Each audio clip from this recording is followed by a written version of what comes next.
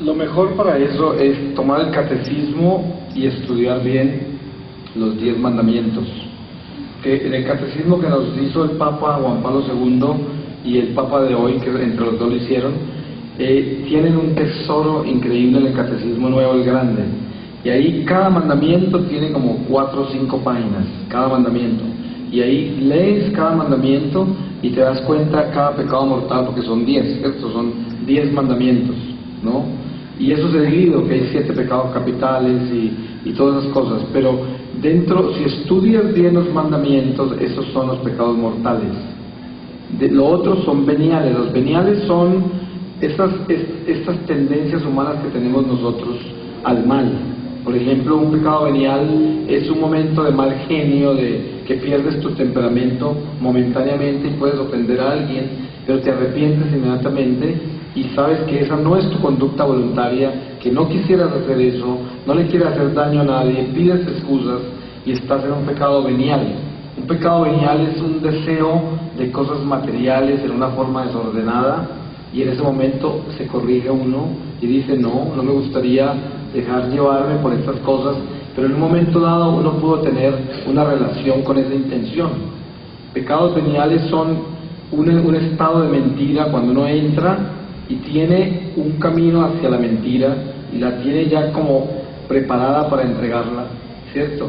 Y finalmente no la entrega, pero tenía una intención para hacerla muy clara. Entonces está venialmente en un camino del pecado.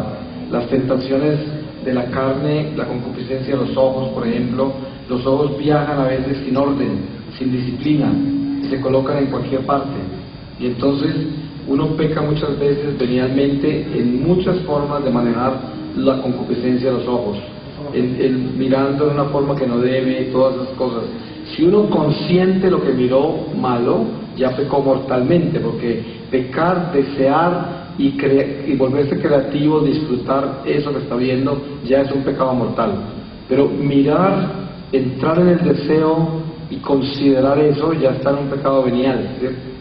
Pero la primera intención, que es la tentación, no es pecado ni venial ni mortal, que es la primera propuesta, ¿cierto? Cuando uno tiene un pensamiento malo, es que llega una propuesta, y en ese momento uno no ha pecado. Tendría que entrar en él y acomodarse en él, y ya entra venial. Si ya lo disfruta y se mantiene en él, ya se convierte en mortal. Pero entonces habría que mirar con cuidado cada mandamiento para distinguirlo con seguridad. Esa es mi recomendación. Sí, pues lo percibí fue en el infierno.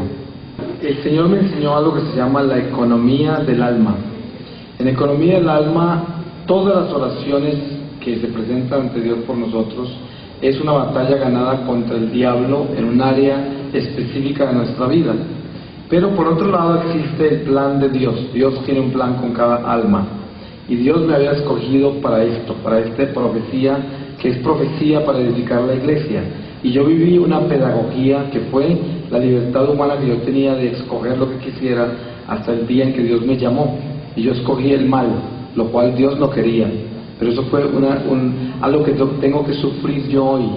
O sea, mi madre me ayudó con las oraciones para fortalecerme de que el diablo me hiciera más daño, ¿cierto? Durante el tiempo en que yo todavía no estaba en flor para lo que nací. Hoy pago las consecuencias de la profecía que yo llevo, pago las consecuencias de todo lo malo que hice en el pasado. Porque si yo no hubiese hecho todo lo malo del pasado, pues sería un profeta que caería en rayos cuando hablo, ¿no? Sí, por ejemplo, no estoy exagerando, pero es para darle una idea. Pero el diablo sabía lo que yo venía a hacer y me hizo tanto daño en los 47 años que yo ahora tengo que manejar en medio de lo que Dios me dio, que no lo puede parar el diablo, pero Él ya me cargó en mi carne y en mi mente, en mi ser, con una cantidad de huellas del pasado que actúan contra mí en mi apostolado, dentro de mí. Y es una batalla espiritual inmensa que tengo yo, de esta forma. Pero mi madre, en sus oraciones, me protegió de que hubiese sido mucho peor. Sí. Ahora vivo eso en plenitud con el Señor. Entonces se manifiesta en miles de formas. Le voy a dar un ejemplo de cómo funciona. Yo escribo Por ejemplo, el tiempo que me queda para escribir a mí generalmente es en aviones, trenes o esperando en un parque en algún lado. Estoy escribiendo en mi computador, así escribo los libros, pues casi no me queda tiempo. Yo estoy viajando todo el tiempo, pero siempre estoy escribiendo. Entonces yo no pienso para escribir, sino que escribo y después leo y todo va coordinado. Entonces a veces yo termino una frase y me voy a hacer lo que tengo que hacer, y al llegar un niño se aparece con una señora y me habla el niño y me dice 3 o 4 cosas, y esas 3 y 4 cosas conectan lo que seguía de mi libro. De pronto sucede una cosa, que yo voy por la calle y sucede cualquier evento inexplicable en la calle. Yo no sé cómo explicarle. Sale una persona de un lugar, un carro frena así de repente en una esquina abruptamente y cosas así, y eso todo me impacta a mí de una forma que me crea algo que yo saco dentro de mí.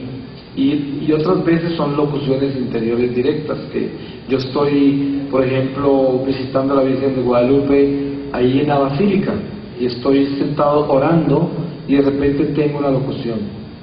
Eso sucede, y son muchas las formas, y ya están afuera.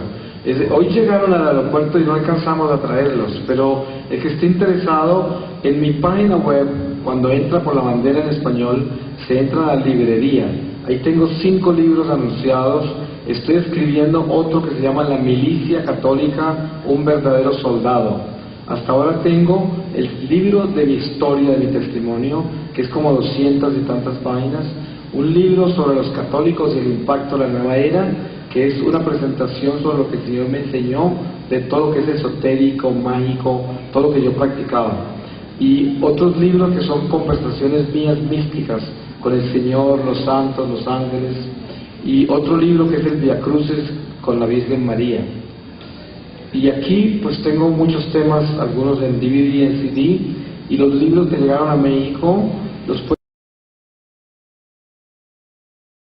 Pues gracias. Le puedo contar esto, que es mi experiencia personal de Dios.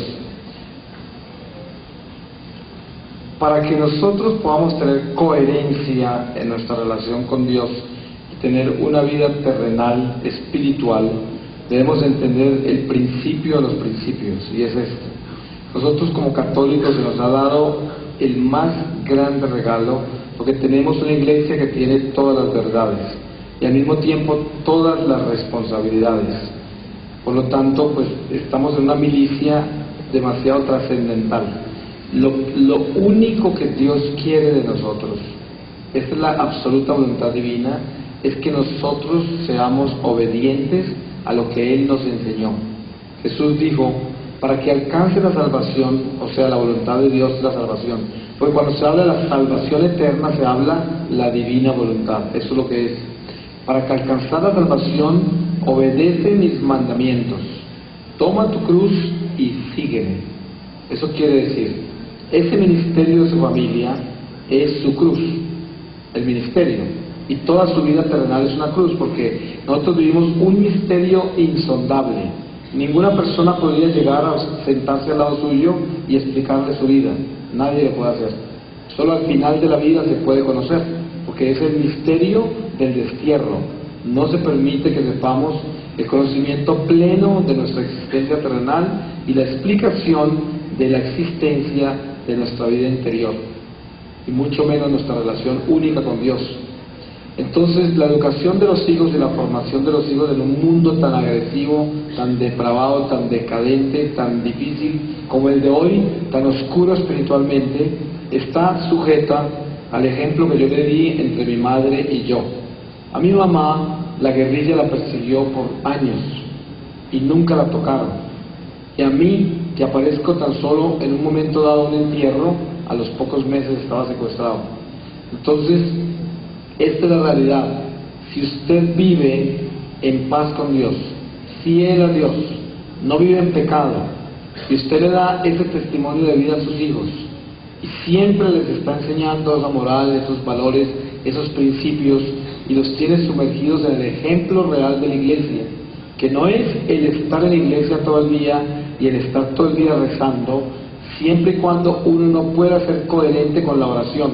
Porque hay personas que escandalizan a los hijos porque están todo el día en la iglesia, rezando todo el día, y llegan a la casa a gritarle a la familia, no tienen paciencia ni tolerancia, nunca mejoran su humanidad, nunca les crece su caridad, no saben perdonar, y los hijos se escandalizan y se alejan de la iglesia.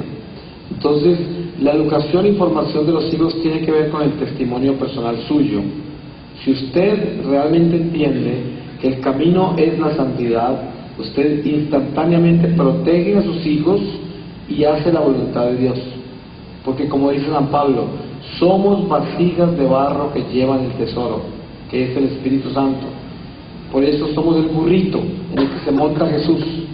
Hay que hacernos un burrito que esté enterado de que lleva el Rey encima. Y yo pienso que eso es lo mejor que le puedo responder, porque hay muchas respuestas a esas dos preguntas, y muchas de esas son psicológicas, y muchas de ellas son sociológicas, y muchas de ellas son también religiosas, que son fórmulas religiosas. Pero al final de todo se simplifica en una cosa: si yo soy fiel a Dios, si todo lo que busco es mi santidad, me salvo yo y salvo a todos los míos, es la promesa del Señor, y hago la voluntad de Dios.